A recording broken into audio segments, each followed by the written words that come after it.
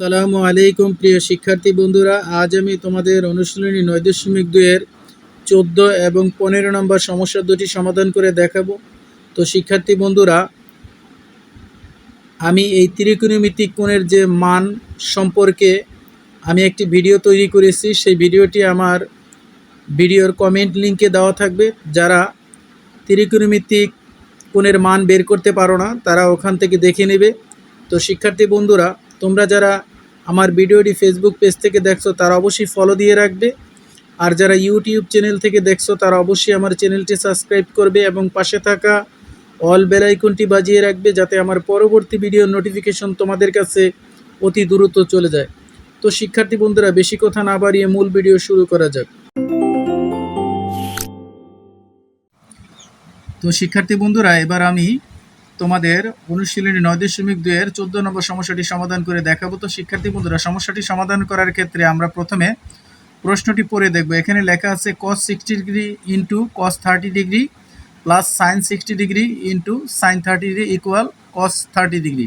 তো এখানে আমাদের বাম পক্ষ সমান সমান ডান পক্ষ প্রমাণ করতে হবে। তো শিক্ষার্থী বন্ধুরা, সমাধান কথাটা লিখে আমরা লেফট হ্যান্ড সাইডে লেখা আছে cos 60 degree into cos 30 degree plus sin 60 degree into sin 30 degree.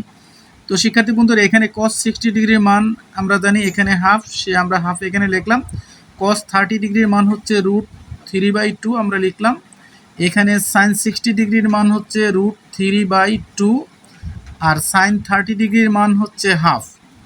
তো শিক্ষার্থী বন্ধুরা, এখানে আমরা উপরে উপরে এবং নিচে নিচে গুণ করব। 2 2 এখানে 4 অর্থাৎ 4 আসে, আর √3 আর 1 গুণ করলে √3 আসবে।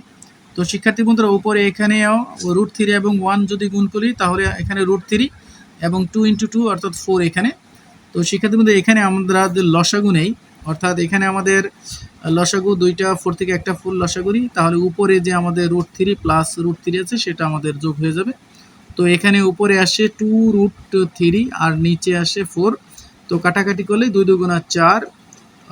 তো শিক্ষার্থী বন্ধুরা, এখানে √3/2 এখানে আমাদের আসলো। এবার আমরা রাইট হ্যান্ড সাইড লিখব। তো রাইট হ্যান্ড সাইডে শিক্ষার্থী বন্ধুরা আমাদের আছে cos 30 ডিগ্রি। cos 30 ডিগ্রি, তো cos 30 ডিগ্রির মান হচ্ছে √3/2, এটা আমরা জানি। তো শিক্ষার্থী বন্ধুরা, এখানে আমাদের লেফট হ্যান্ড সাইড এবং রাইট হ্যান্ড সাইডের মান একরকম এসেছে, তাহলে আমরা left hand side equal right hand side should বা প্রুফ আমরা একটা লিখে দিতে পারি। তো শিক্ষার্থী বন্ধুরা, এখানে আমরা প্রুফ লিখে দিলাম। তো শিক্ষার্থী বন্ধু, এবার আমরা পরবর্তী সমস্যার সমাধানে চলে যাব। তো শিক্ষার্থী বন্ধুরা, এবার আমরা 15 নম্বর সমস্যাটি সমাধান করে দেখাবো। তো শিক্ষার্থী বন্ধুরা, এখানে লেফট হ্যান্ড সাইডে দেওয়া আছে sin 3a equal cos 3a যদি এর মান 15 ডিগ্রি হয়। তো শিক্ষার্থী বন্ধুরা, আমরা সমাধান কথাটা লিখে এখানে লেফট হ্যান্ড সাইডে লেখা আছে sin 3a, সেটা আমরা লিখলাম।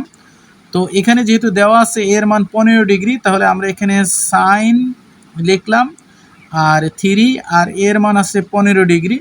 তো শিক্ষার্থী বন্ধুরা, এখানে সাইন লিখলাম, আর 15কে আমরা 3 দিয়ে গুণ করলে এখানে আসবে আমাদের 45 ডিগ্রি। তো সাইন 45 ডিগ্রির মান হচ্ছে 1/√2।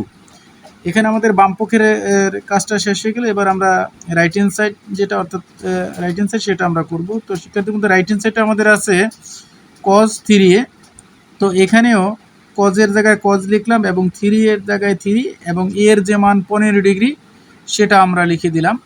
তো শিক্ষার্থী বন্ধুরা, এবার cos অর্থাৎ 3 15 এখানে 45 অর্থাৎ 45 ডিগ্রি আসবে।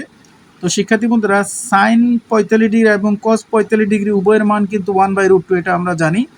তো শিক্ষার্থী বন্ধুরা, এখানে আমাদের left hand side equal right hand side, আমরা এখানে প্রুফ বা শুট একটা লিখে দিই। তো আমরা প্রুফও লিখে দিতে পারি, যেহেতু আমরা প্রমাণ করেছি বা দেখিয়েছি। তো শিক্ষার্থী বন্ধুরা, আমাদের 14 এবং 15 নম্বর সমস্যা দুটি সমাধান করা হয়ে গেল। তো পরবর্তীতে দেখা হবে নতুন আরেকটি ভিডিও নিয়ে। সেই পর্যন্ত তোমরা সবাই ভালো থাকো। আল্লাহ হাফেজ।